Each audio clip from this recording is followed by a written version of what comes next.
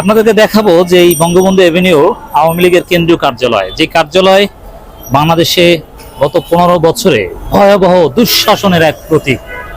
এই কার্যালয়ের এখন অবস্থা কি? ইতিহাসের কি নির্মম পরিহাস, ইতিহাসের শিক্ষা কতটা কঠিন আপনারা যদি একটু দেখেন যে কি অবস্থা।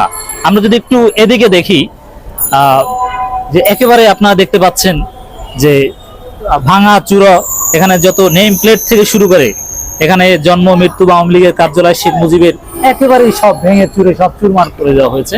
ভুতুরে পরিবেশ, কিছু গাছ ইত্যাদি ইত্যাদি। দর্শক, আমরা যদি একটু ভিতরে আসার চেষ্টা করি, একেবারে কয়লা স্তূপ, ভিতরে মনে হয় যেন যে কোনো ভুতুরে বাড়ি, মনে হচ্ছে 10-15 বছরের কোনো ধ্বংসযজ্ঞ এখানে পড়ে আছে। এই ফ্যাসিবাদের এই প্রতীক এখানে বসেই কিন্তু, এখানেই ছাত্রলীগের কেন্দ্রীয় কার্যালয়, আওয়ামী লীগের